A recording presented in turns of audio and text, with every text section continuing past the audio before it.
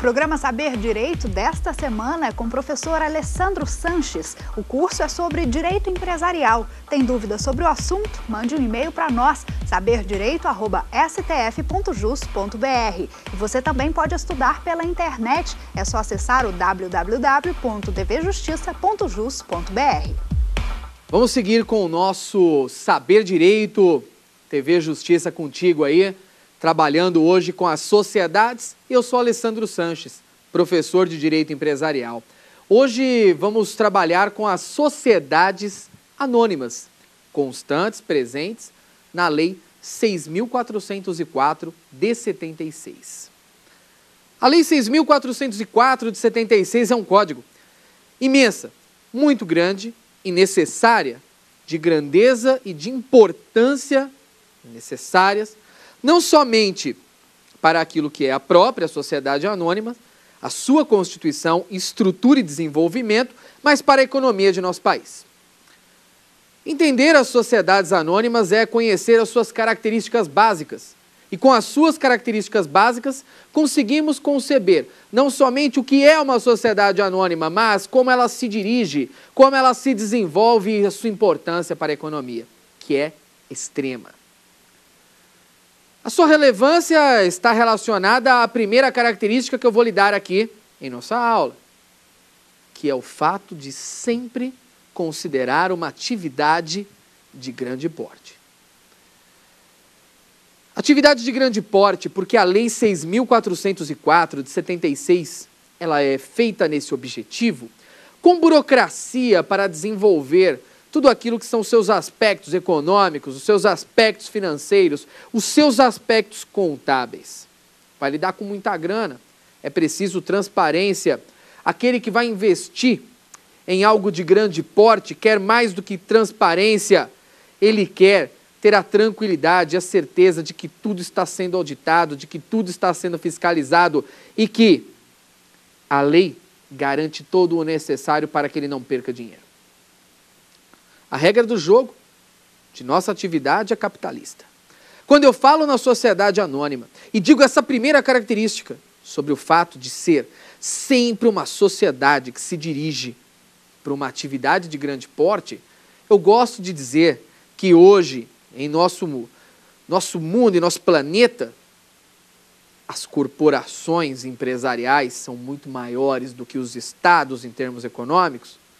Os PIBs dos estados não conseguem superar os faturamentos das maiores empresas do mundo, que geralmente constituídas são pelas sociedades anônimas. Sociedades anônimas têm um grande espaço, inclusive em nossa história, quando nós falamos na Companhia das Índias. História do nosso país, quando nós falamos em Banco do Brasil, quando olhamos para a Petrobras, para a Vale, quando adentramos a ideia de fusão em relação ao Itaú Unibanco, a Anhanguera Educacional Kroton, nós falamos também, mais do que isso, falamos da Ambev, as estruturas para as sociedades anônimas devem ser mesmo muito grandes. Burocracia é importante. Falamos numa sociedade que se desenvolve objetivamente para essas atividades e nós temos que considerar mais do que essa característica básica do fator grande porte. Nós temos que considerar um pouco mais. Essa sociedade anônima, Petrobras, a Vale, do exemplo, ela tem um pouquinho mais do que isso. Ela tem natureza capitalista. E de onde vem a sua natureza? A natureza capitalista vem do fato de que, nesse item, nessa sociedade, que é constituída para garantir bastante capital, nessa sociedade que é constituída para que o capital dos investidores seja colocado para a sua atividade, basta adquirir uma ação para se tornar acionista. Professor, mas isso não acontece com qualquer sociedade? Não. Isso não acontece com qualquer sociedade. Nós sabemos que não é necessário, não basta adquirir uma cota para ser sócio da limitada, até porque para a aquisição dessa cota, para aquele sujeito que é estranho, para aquele sujeito que não faz parte do quadro societário, é necessário ter aquilo que é o consentimento dos demais sócios, se for uma limitada de pelo menos sócios que representem 3/4 do capital social. Aqui não. Primeiro que cota não significa um bem móvel, a cota é só uma fração do capital social. E quando nós falamos em sociedade anônima, a ação é um bem móvel. E a aquisição dessa ação já garante o sujeito acionista, independentemente daquilo que é o consentimento dos demais. A natureza é capitalista, tem dinheiro, colocou grana na sociedade anônima, é sócio. Segunda característica básica, natureza capitalista. A terceira delas é a sua essência. A essência é empresarial sempre. Olha que interessante, eu não preciso agora interpretar. Nós começamos a semana, no nosso primeiro encontro, falando acerca da teoria geral das sociedades, e aí? As sociedades empresárias, de um lado, estavam naquelas atividades de produção, comércio e serviços, de modo organizado, com atividade profissional, portanto, frequente, habitual e pessoal, e de outros intelectuais nas atividades artísticas, literárias e científicas. Não vai ter essa conversa aqui nas sociedades anônimas não, meu amigo. Aqui é o seguinte, se a sociedade foi constituída por uma anônima, da Lei 6404 de 76, a sua essência é empresarial. Ah, quer dizer então, Sanchez, que se o sujeito inicia uma atividade de engenharia que é intelectual, mas escolhe o tipo sociedade anônima, é empresária, não é intelectual, não é científica? Não. Por isso que eu digo, é até mais gostoso trabalhar com sociedade anônima porque é o objetivo. Sua essência é empresarial. A responsabilidade é limitada. A responsabilidade é limitada ao preço de emissão das ações adquiridas. Preço de emissão das ações adquiridas, quando lá uma ação ela é adquirida por um determinado acionista, a um preço que é colocado ou no certificado, que hoje pouco se utiliza, ou claramente de modo escritural, e aí sim, né, por meio de uma espécie de uma transação bancária, o preço que a ação foi emitida é o valor da responsabilidade. Comprou 10 ações da Ambev, cada uma custando R$70, R$700 de ação, a responsabilidade do acionista é limitada ao preço de emissão das ações que adquiriu. Olha lá que interessante, a sociedade anônima é uma sociedade mais limitada do que aquelas que levam o nome limitada. A sociedade anônima é mais limitada do que as limitadas. Por quê? Porque não há solidariedade dos sócios entre si. É cada um por si, cada sócio responde pelas ações que adquiriu. Claro, preço de emissão das ações adquiridas. Bacana, esse é mais um item. E um quarto item que eu gosto de traduzir para as sociedades anônimas é o nome empresarial. Se essa sociedade ela sempre é considerada empresarial, vocês concordam que o nome vai ser o nome mais adequado para o tipo empresarial? E se vocês concordam comigo que nem solidariedade de responsabilidade tem, e que a responsabilidade aqui é a mais limitada de todas, não haverá utilização de firma. E sabemos, a firma indica responsabilidade ilimitada, aquela que não tem limitação alguma. A firma indica mais, a firma indica a utilização do nome de pelo menos um sócio, e aliás de pelo menos um nome. Indica a utilização de pelo menos um nome de um sócio na formação do nome empresarial, justamente para conseguir deixar claro que a responsabilidade é ilimitada. Mas aqui não tem essa conversa. A sociedade anônima, a sua essência é sempre empresarial, então ela sempre se utiliza necessariamente de denominação. Denominação que significa a utilização de um elemento fantasia na construção do nome, que faz parte lá do ato constitutivo, nesse caso o Estatuto da Sociedade Anônima. O nome empresarial da sociedade anônima, ele pode definir, ele pode limitar, ele pode trazer, inclusive, o nome de acionistas que contribuíram para o sucesso da sociedade anônima, e pode trazer mais, ele pode trazer o nome de um fundador. Aí vocês me perguntam, professor, mas espera aí, se vai trazer um nome pessoal de um fundador, ou até de um acionista que tenha contribuído demais para o sucesso, isso aí significa uma outra coisa, poxa, estamos falando de firma? Não. O fato de usar esse modo não vai trazer nenhum tipo de descaracterização para a responsabilidade, nem para a sua essência, muito menos para o seu nome, que continua denominação. Existem várias empresas que significam justamente sociedades anônimas com o nome da família, com o nome familiar.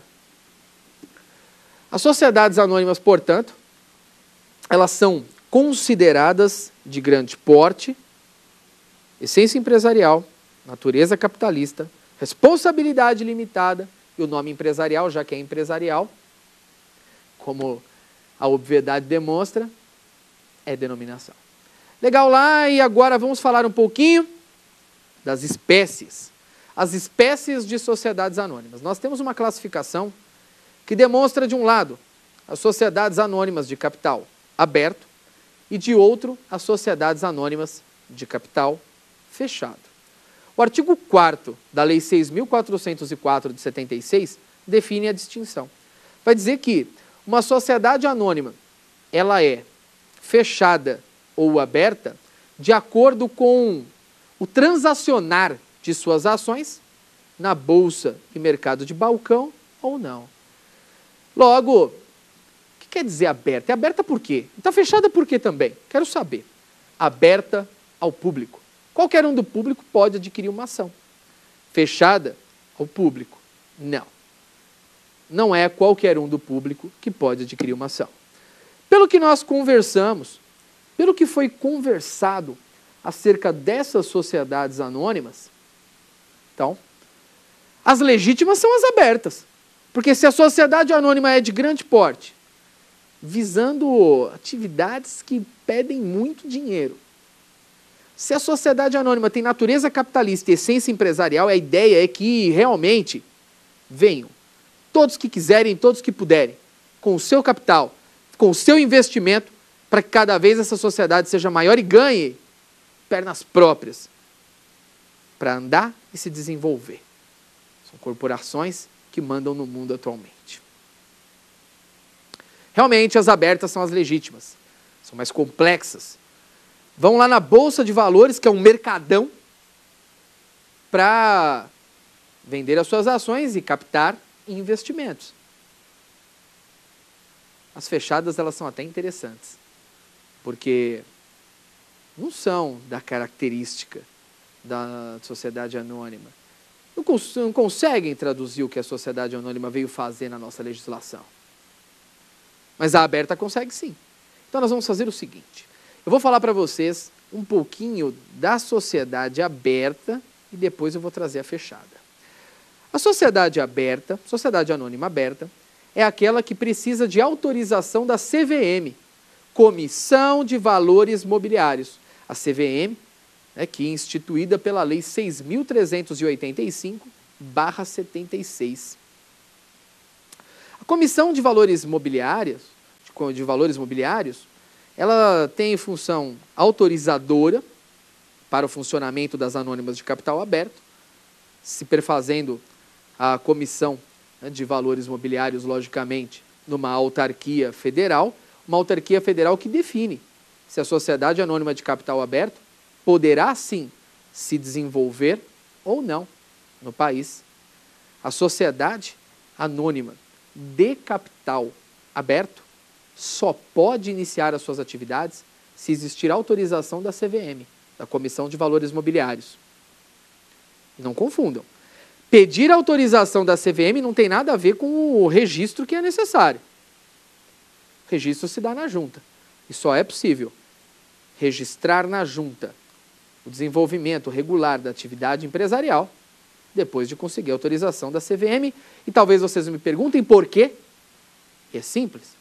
A Comissão de Valores Mobiliários, ela traduz a proteção do Estado ao acionista.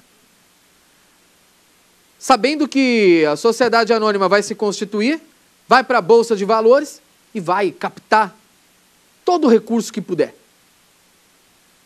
E aí é claro que para que o capital público seja protegido, vem o Estado e coloca uma autarquia para fazer uma análise da constituição dessa anônima de capital aberto e verificar se realmente ela tem estrutura de prosseguir.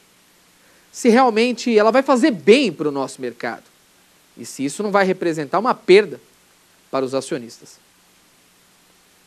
Sim, a anônima de capital aberto traz uma série de definidores.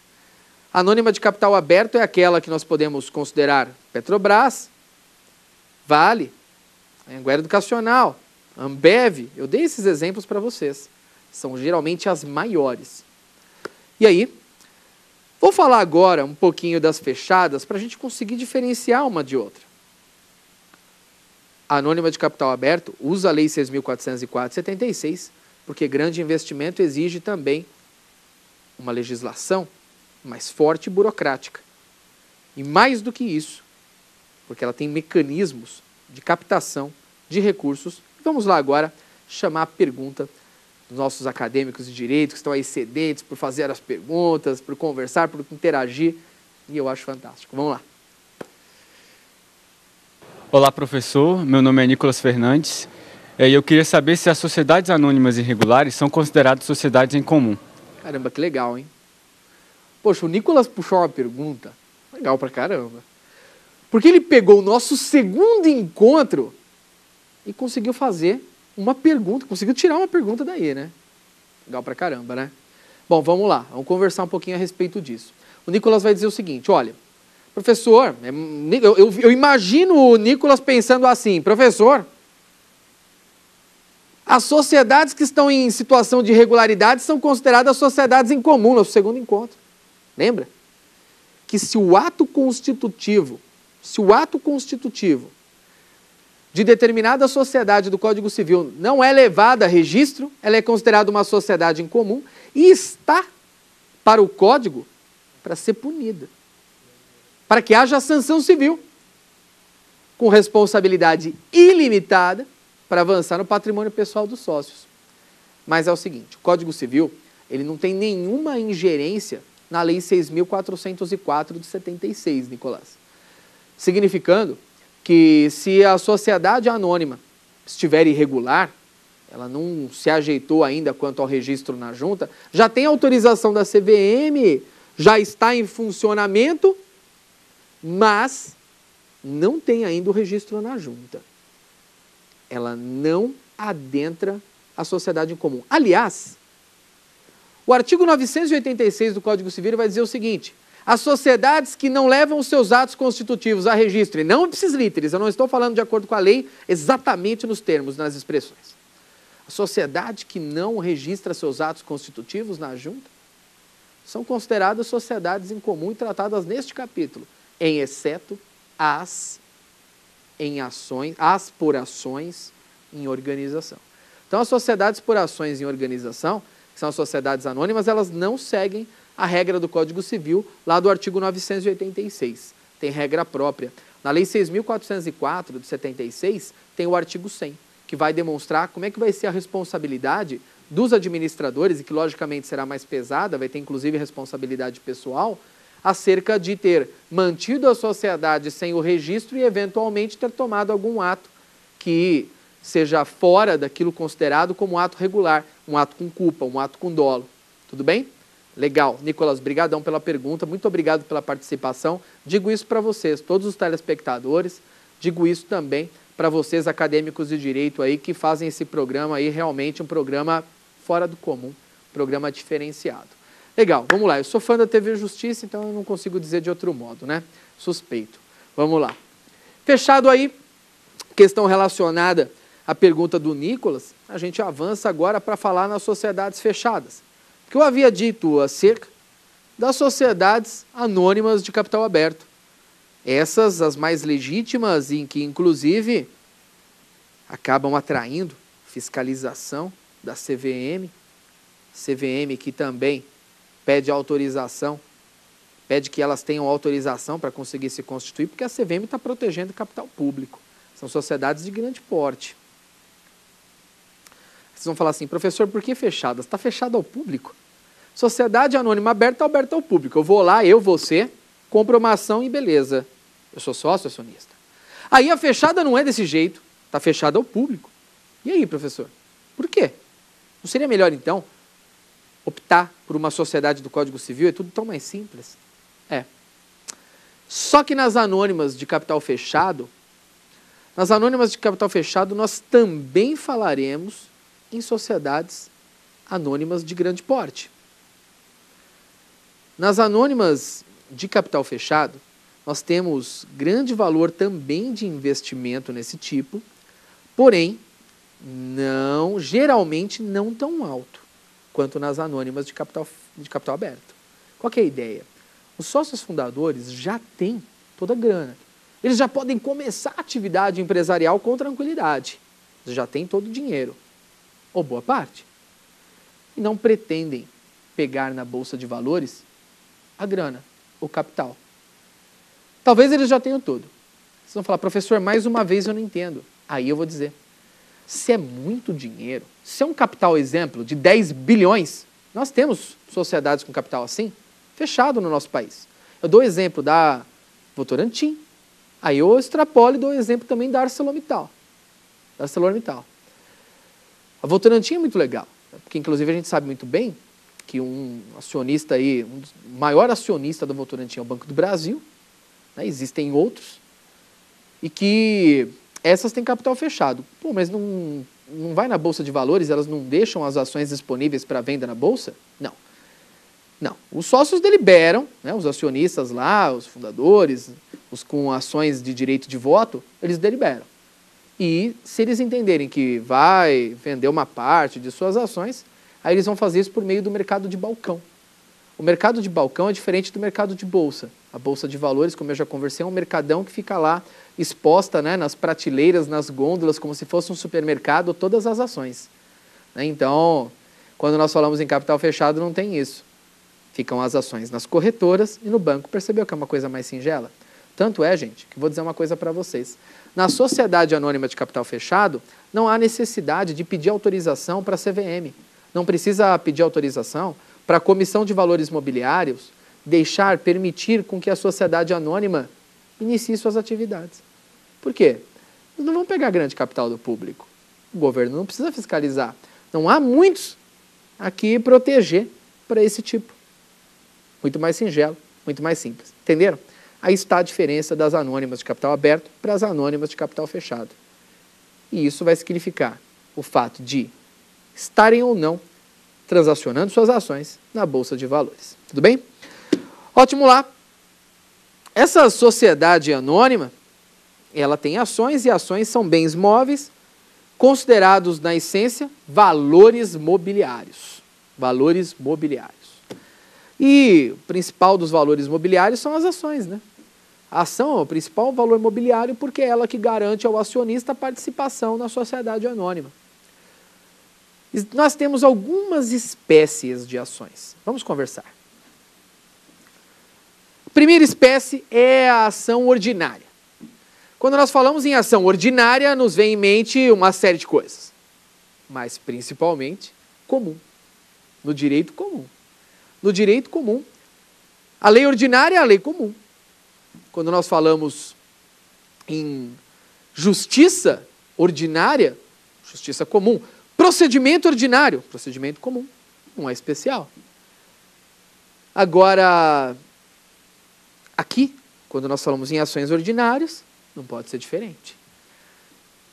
Lembre de ações comuns, ações que garantem direitos comuns ao acionista, e quais são eles? O primeiro direito comum aos acionistas é o direito de fiscalizar o capital. Gente, se eu ou você comprou uma ação, vai colocar grana numa sociedade, num investimento, eu, você e qualquer um quer fiscalizar o capital, não é isso? Tem direito de fiscalizar, colocou dinheiro lá, direito comum. Direito comum significa também aqui dizer que é um direito essencial, que todos os sócios têm. Vamos mais? Vamos mais. Mais do que isso, nós temos lá o direito de receber os dividendos.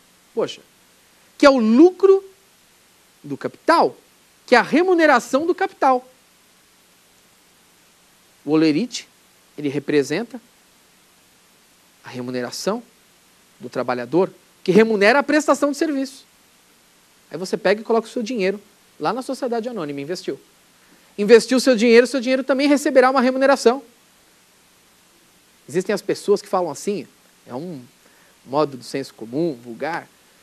Esse sujeito vive de renda, né? Ele pegou dinheiro e investiu. E aí o capital faz mais capital. Receber os dividendos.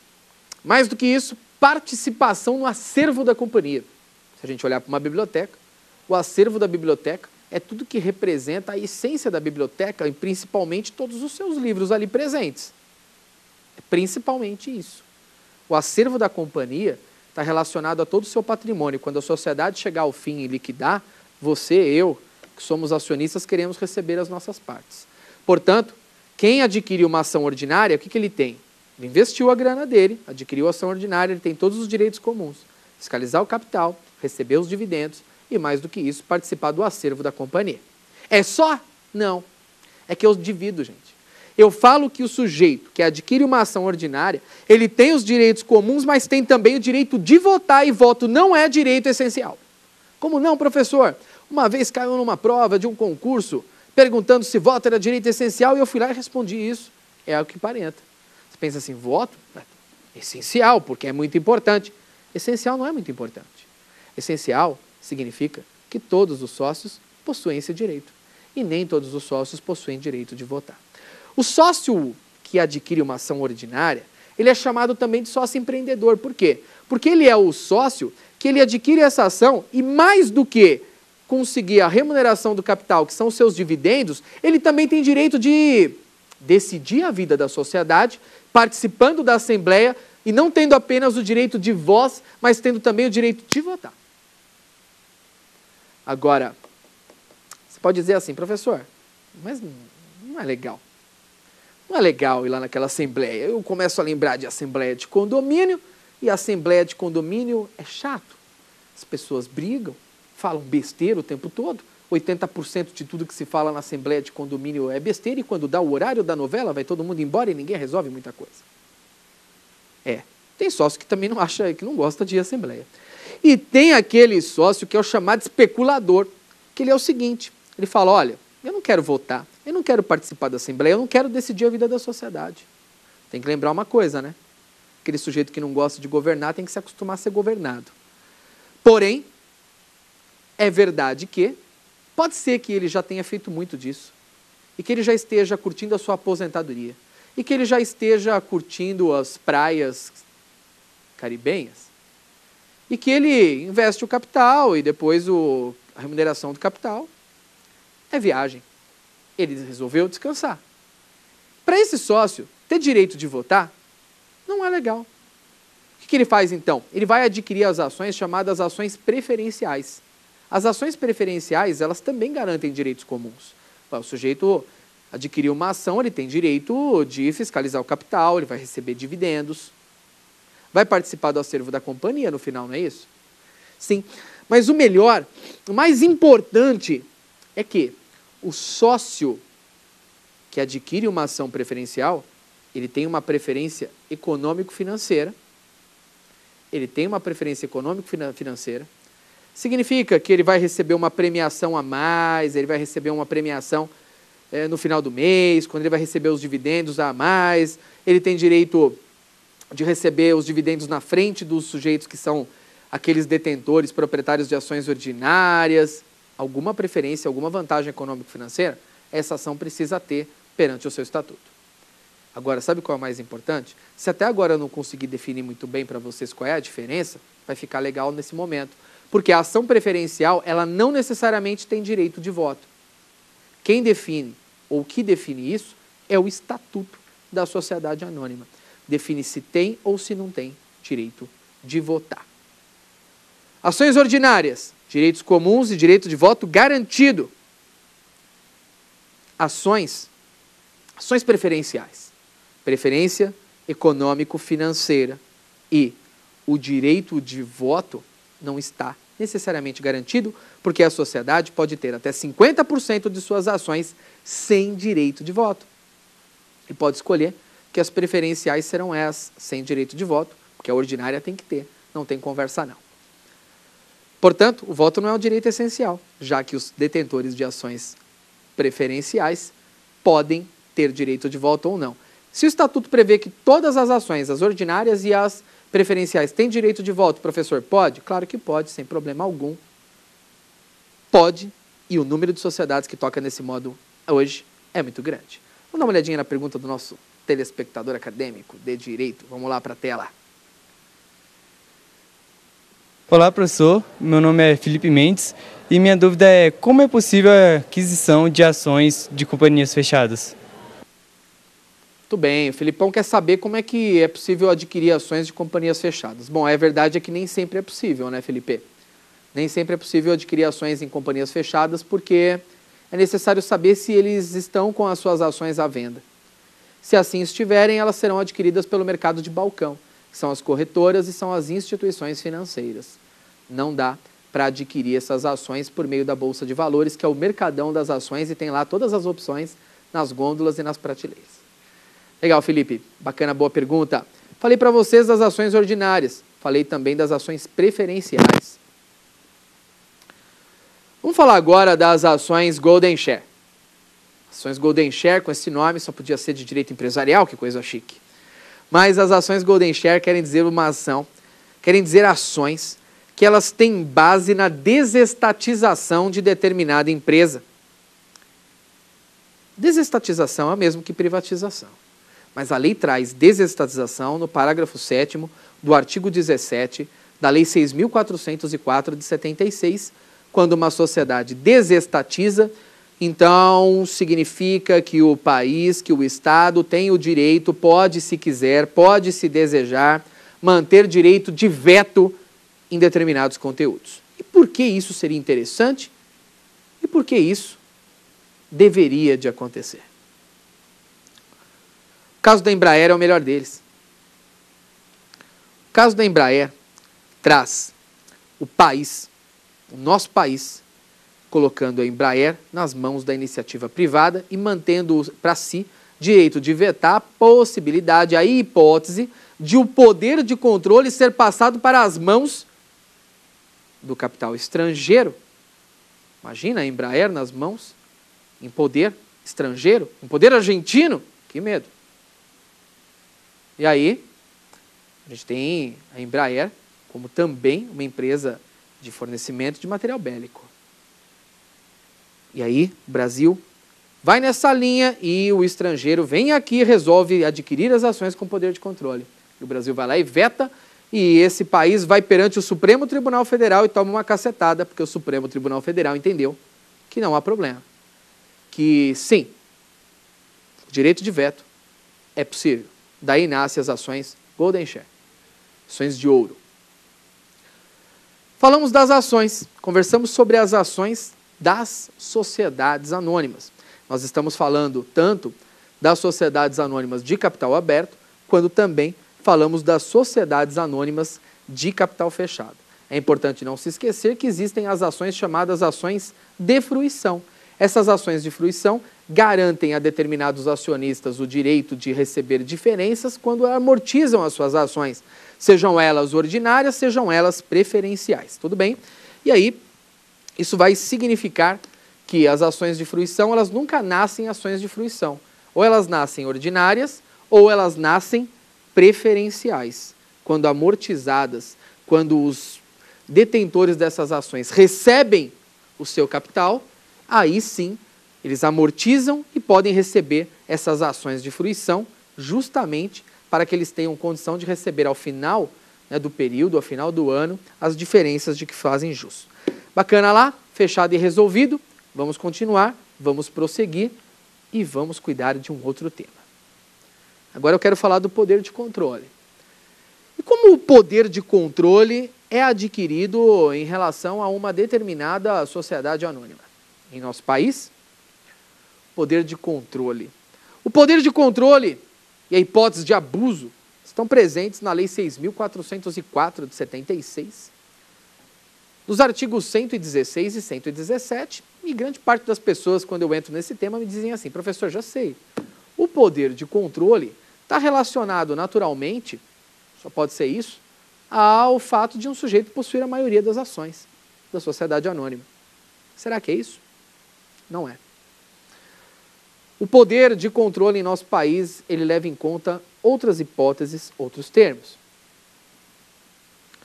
Em primeiro lugar, é necessário que as ações que detenham o poder de controle, não importa se ações de pessoas naturais, de pessoas jurídicas ou de grupos de acionistas, que podem ser até híbridos, pessoas naturais e jurídicas, partes de acordo de acionistas, não importa.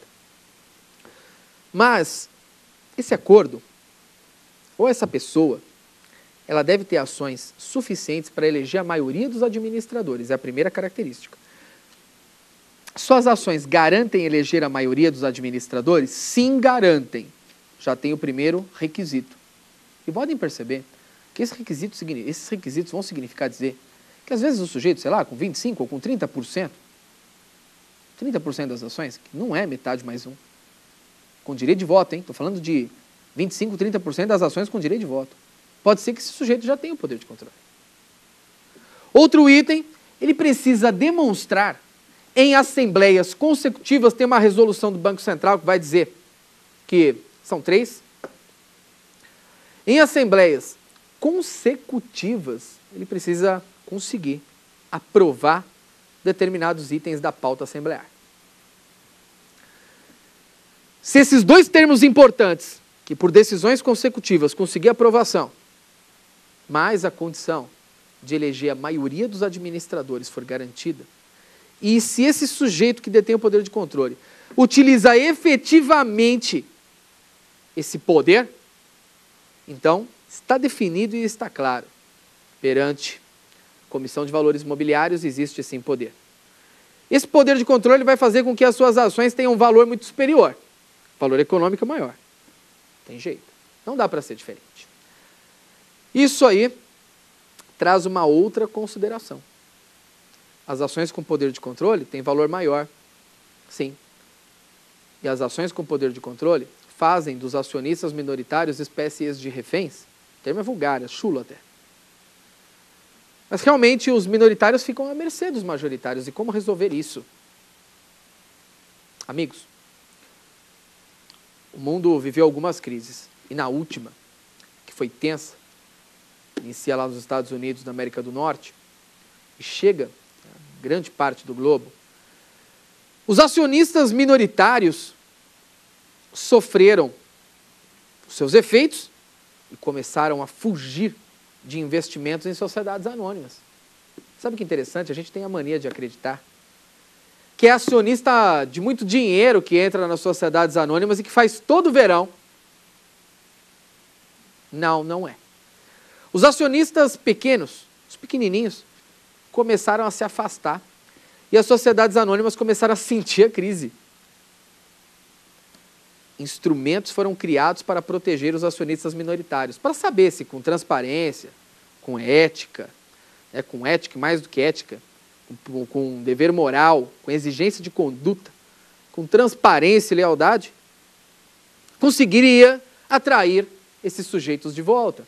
E sim, com uma expressão que é chamada no direito norte-americano de governança corporativa, que não encaixa muito bem no nosso jargão, mas quer dizer o seguinte, quer dizer que o Estatuto começa a prever a partir de então uma série de termos que vão demonstrar uma consciência em relação aos sócios minoritários e instrumentos e mecanismos de proteção desses sujeitos. Ah, é? Sim, é. Tudo relacionado ao poder de controle. Tem o poder de controle? Tem, mas nunca se esqueça dos acionistas minoritários. Eles fazem grande diferença nas sociedades anônimas. E governança corporativa, o que significa? Significa proteção dos minoritários, fazendo com que, caso as ações que detenham o poder de controle sejam vendidas, sejam transferidas, eles também tenham a possibilidade, a condição de vender as suas ações por um valor digno. E nós sabemos, né? Quando as ações com poder de controle são transferidas, em vezes, o que se paga para os minoritários é uma merreca. Mas não pode. No Brasil, nós também adotamos um sistema E no Brasil, o artigo 254A da Lei 6.404 de 76 traz o que nós chamamos de tag along. Ou seja, o ofertante, quando faz a oferta nas ações com poder de controle, tem a obrigação de ofertar pelo menos 80% do que ele paga na ação com poder de controle, ele tem que pagar para o acionista minoritário, que se quiser vender, ele vai ter que bancar. Os estatutos das sociedades anônimas passaram a mudar com a governança corporativa. Os estatutos começaram a prever instrumentos e mecanismos de proteção aos minoritários. Um deles o tag along. E tem sociedades anônimas, inclusive em nosso país, que já prevê que o ofertante, quando desejar comprar as ações com poder de controle, tem que ofertar 100% também para o minoritário. Isso é bem legal, né? Outra coisa que acabou acontecendo, muitas sociedades anônimas garantem direito de voto não somente às ações ordinárias, mas a todas as ações preferenciais. A todas as preferenciais. Que é para garantir todos os termos da governança corporativa.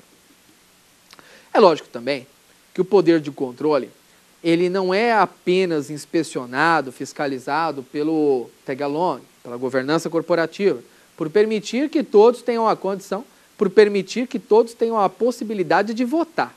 Não é só por esse motivo. Mas, um pouco mais. Nós falamos também em abuso do poder de controle, definido em alguns termos pela Lei 6.404 de 76, a partir do artigo 116, 117, né, da Lei 6.404, da Lei das Sociedades Anônimas, e o abuso no poder de controle, sem dúvidas, gera responsabilidade civil.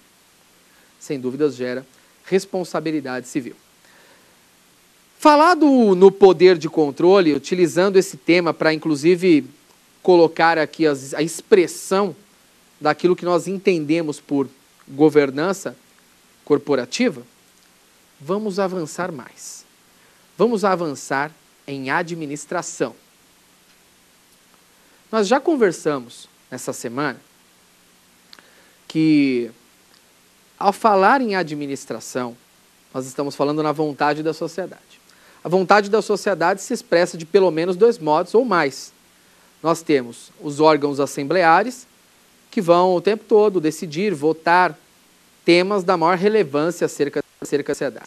Por suas assembleias, as ordinárias, que acontecem anualmente, para verificar lá as contas dos administradores, o balanço. Nós verificamos as extraordinárias por uma série de temas. Porém, as assembleias são demoradas, elas dependem de formalidades, de grandes formalidades, de um número muito vasto de formalidades. E aí, aquelas questões de menor relevância, de maior urgência, que devem ser tomadas de pronto, são tocadas por quem? Pelo administrador. O administrador que, né, ele é o representante, né, segundo Pontes de Miranda, da sociedade anônima. E como é que fica a figura do administrador nas sociedades anônimas, hein? Aqui nas sociedades anônimas, não se aplica a teoria ultra vires societatis. Não se aplica. Por quê? Porque quando nós estamos por tratar das sociedades anônimas, nós temos um formato de cunho capitalista e não de cunho personalista. E a teoria ultra vires foi traduzida pelo Código Civil lá no parágrafo único do artigo 1015, que para as sociedades anônimas nós não aplicamos nem sequer subsidiariamente. Não existe falar em aplicação subsidiária, não há possibilidade de falar em aplicação subsidiária das normas relacionadas às sociedades simples. Não há que se falar nesse quesito. Logo, isso vai significar que a sociedade anônima vai resolver todos os seus problemas por si só. E aí, as sociedades anônimas, nos artigos 158 e 159 da Lei 6.404 de 76, traz lá a sua expressão acerca da responsabilidade dos administradores.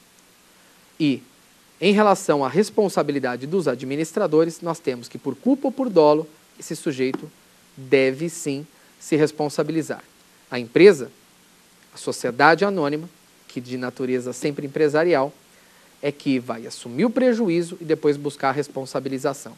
Eu ainda quero conversar um pouquinho com você sobre essa ação de responsabilidade. Antes de qualquer coisa, e eu sempre digo do formato do programa, chegou o momento de chamar mais uma pergunta. Um momento que me enche de alegria em vista da participação de todos vocês. Então vamos lá, em vista da participação aí dos nossos alunos, vamos saber aí o que eles estão pensando. Vamos lá então, na tela. Olá, professor. Meu nome é Isis Vasconcelos e a minha dúvida é: o que são ações de fruição? Que legal. Então a Isis quer saber o que são as ações de fruição. Bom, nenhuma ação nasce assim, né? Fruição significa gozo, fruir, gozar. As ações de fruição, elas não nascem assim.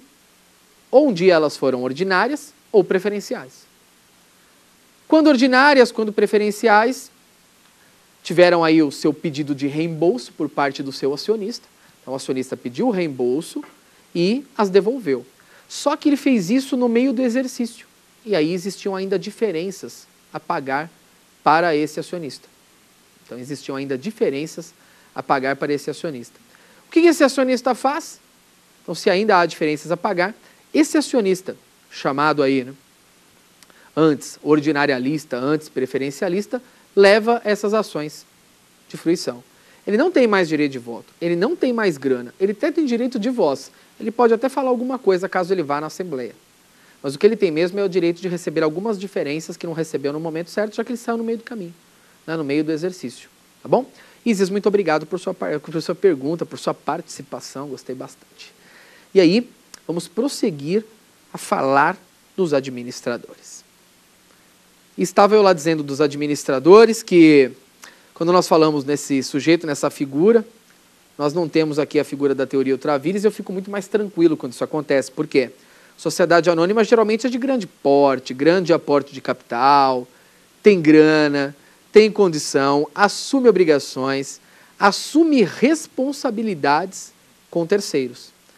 E ao assumir tais responsabilidades, deve sim quitá-las, se eventualmente trouxer o sócio, acionista, administrador, ou apenas meramente administrador, algum tipo de prejuízo à sociedade, que a sociedade arque depois da juização contra esse sujeito, contra esse administrador.